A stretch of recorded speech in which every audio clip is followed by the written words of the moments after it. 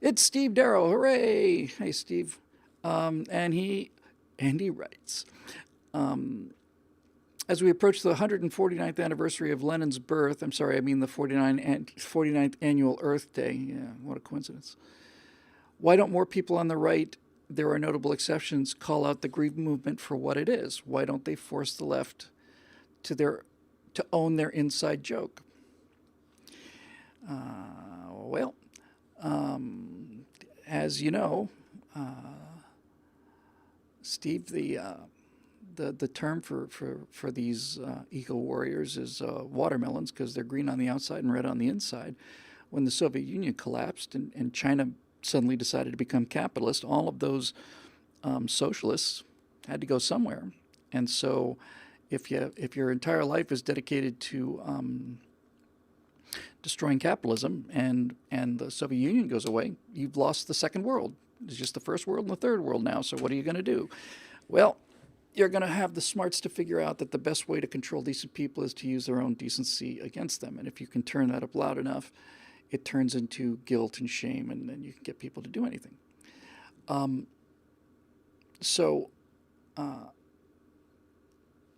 you know, I was talking about this with Shelley earlier today. Um, we started talking about, I don't know if anybody's seen the video of Mike Knowles being attacked at whatever college he was at. He wasn't hurt. Somebody approached him, tried to throw paint on him, maybe got some paint on him. But somebody comes after you like that out of the crowd, boy. That's an assault. That's a physical assault. And this person was wrestled to the ground, and and as this assailant was being wrestled to the ground by these big police officers, the crowd of students were standing around with their mouths open. They had nothing to say until finally one of them starts shouting, University of Missouri, Kansas City. Until finally one of the students starts saying, "Hands up, don't shoot! Hands up, don't shoot!" And then the next thing you know, you got a room full of 4-year-olds going, "Hands up, don't shoot! Hands up, don't shoot!" Okay, um,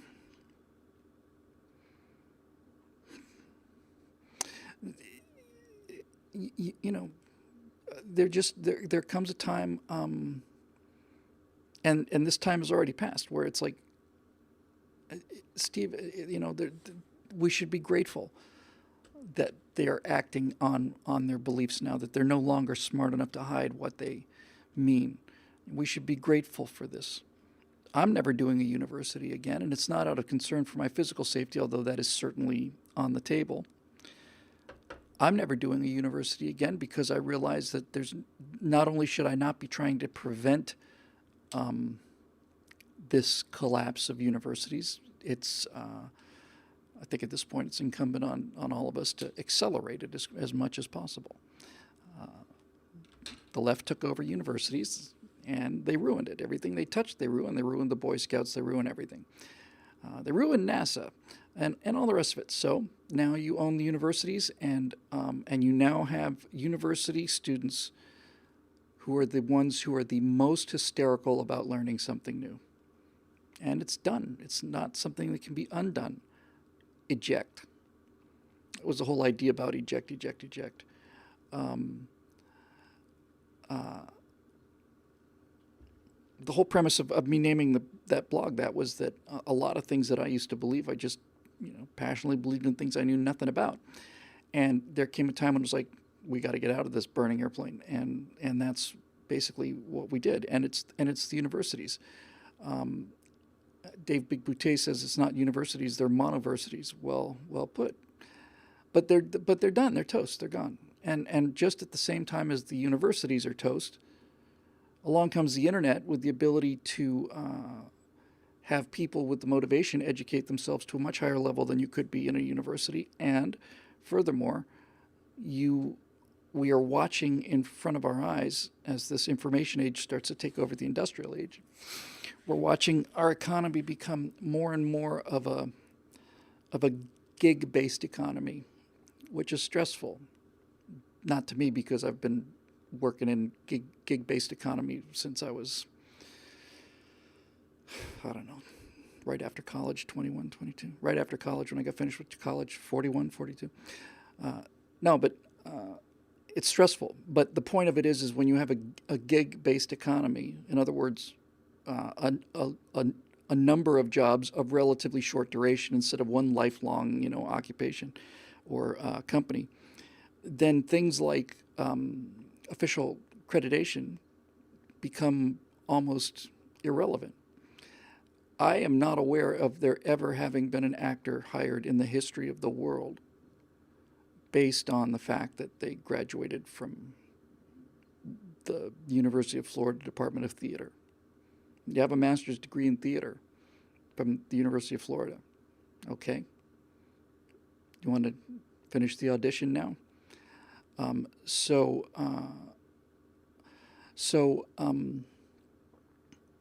think it's like you just have to stand back and let it burn, and you don't let it burn because you don't love it. You have to let it burn because you do. I mean, if something is going to collapse, if it's reached this kind of you've already exceeded the ability of the structure to take a load, and it's cracking and it's going to come down anyway. There's no point in trying to prop it up. Make sure that you get all the people you can out of there, and then the quicker you bring it down, the quicker you can build something in its place. And while I was heartbroken about this for many years, I'm not anymore. I'm actually somewhat delighted about it. It very rapidly, and I'm not. I know this sounds very facile, but I'm serious. Very quickly, the idea of a university education is now the same thing as saying that you did 4 years in a mental institution. And you paid them $300,000 to do 4 years in a mental institution to come out with no skills other than complaining about things and no knowledge of any marketable use whatsoever. Because if you were going to study something useful like medicine or engineering, you wouldn't be involved with all of this. So anyway, Steve, back, the eco movement just ties in with all of this stuff. As the eco warriors become more and more nutty, they become less and less credible. I got criticized when I did that last firewall on climate change, and some guy with a bigger audience than me said, "Well, he really just took you apart," and he did a. I didn't watch the video, but apparently he disassembled my arguments piece by piece. But I don't believe that's possibly true, because the only argument I wasn't making an argument that the world wasn't getting warmer. I wasn't making an argument about how fast the world is getting warmer. The only argument I was making was that carbon dioxide levels have been at 3,000 before, and now they're at 425. And they're saying if we go to 450, the world will end. Well, it's been at 3,000, and global temperatures have been far higher. And we've had a mile of water above Kansas, and we've had a mile of ice above Kansas. So I don't know how you debunk that, because that's just plain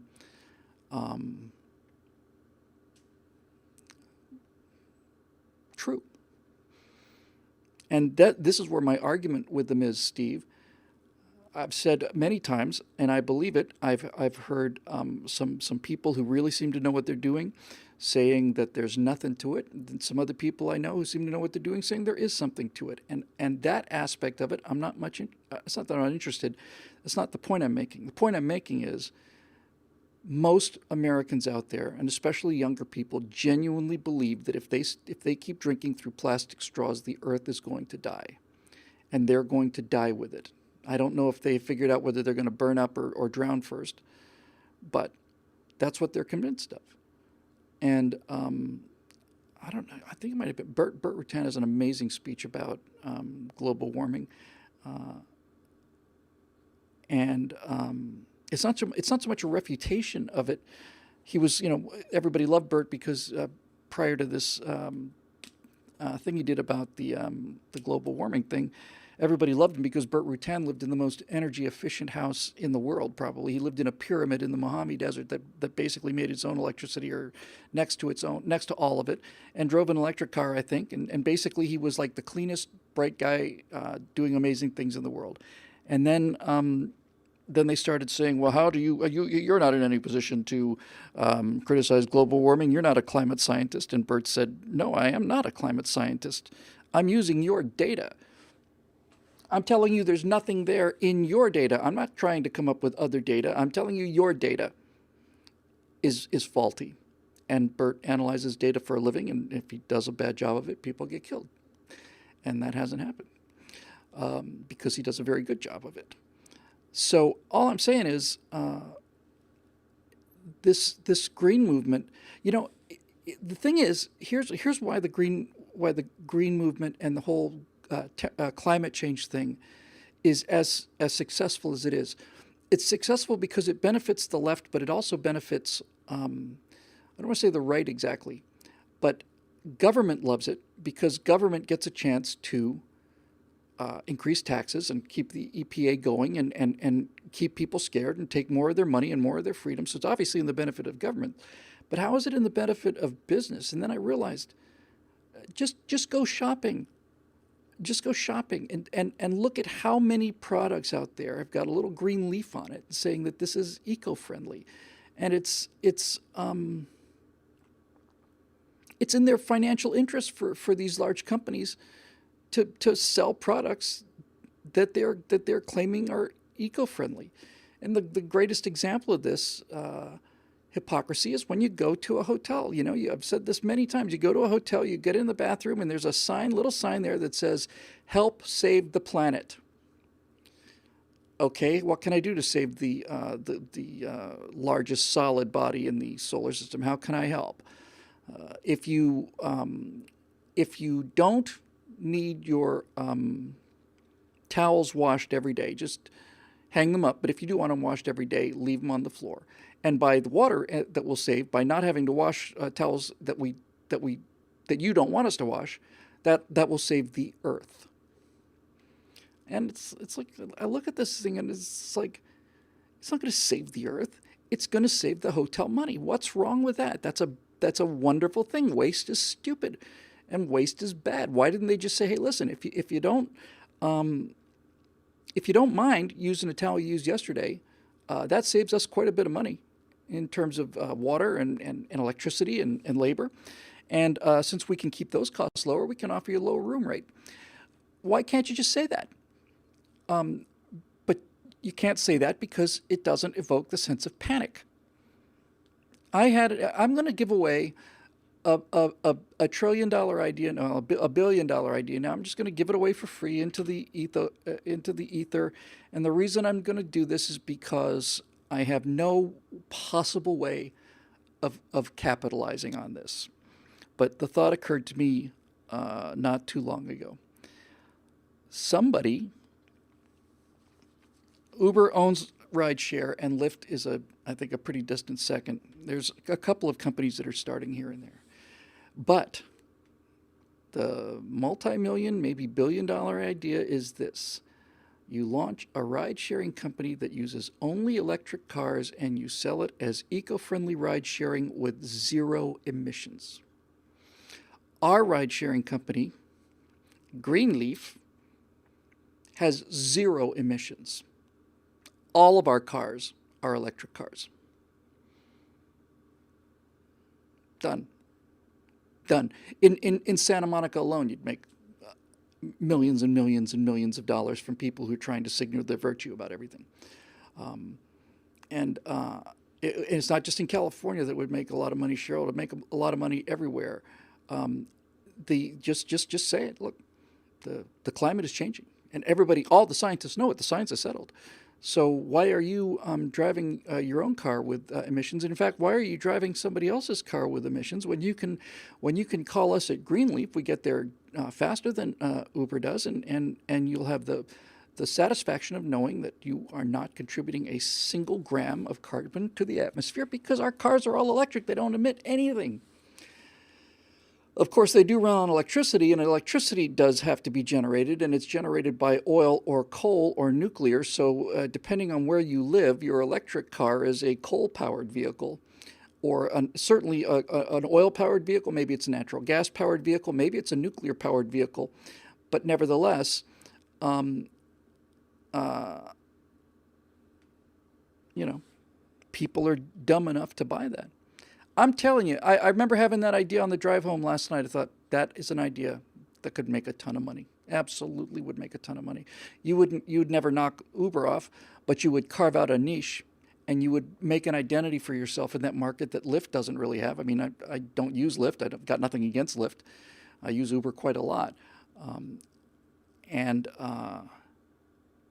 and to me, Lyft is just like, you know, Uber Light. But if you were to stake out this, we're saving the planet, save the planet, give us a call instead of Uber, um, you make a fortune. Eric Blake asks, why not go for it, Bill?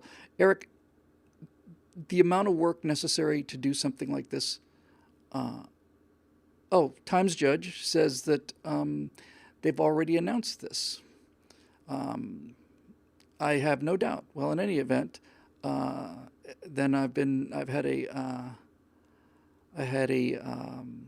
brilliant idea that somebody else had before me. Uh, Times Judge has a crown next to his name. Um, I don't know. Anyway, it's good to see you, Times Judge. It's nice to see somebody taking the place of known miscreant Matt Lloyd. Thank God, at least we don't have to deal with that clown anymore.